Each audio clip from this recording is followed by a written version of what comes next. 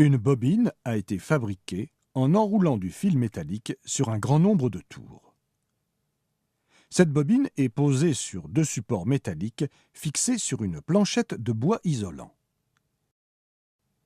Les extrémités du fil ont été dénudées sur un secteur angulaire d'environ 60 degrés, les zones dénudées devant se trouver sur la même face de la bobine, afin d'établir un contact électrique avec les deux supports.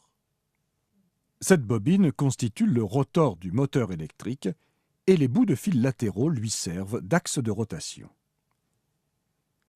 Relions les supports constituant les paliers du moteur à une pile électrique. Puis approchons un aimant puissant des faces de la bobine. Après une légère impulsion pour le faire démarrer, le rotor se met à tourner très rapidement. La bobine du rotor n'est alimentée en courant que lorsque les parties dénudées de l'axe de rotation sont en contact avec les paliers.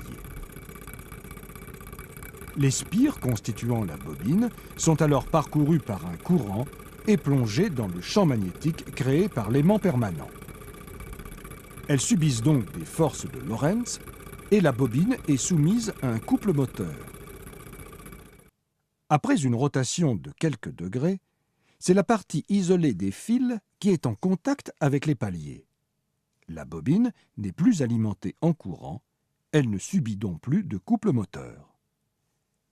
Grâce à son inertie, le rotor continue cependant sa rotation, jusqu'à ce que les parties dénudées des fils soient de nouveau en contact avec les paliers reliés à la pile. Le courant passe alors de nouveau dans la bobine, qui subit de nouveau un couple. Le mouvement se poursuit. La rotation de la bobine est donc entretenue et ne s'arrête que lorsqu'on éloigne l'aimant.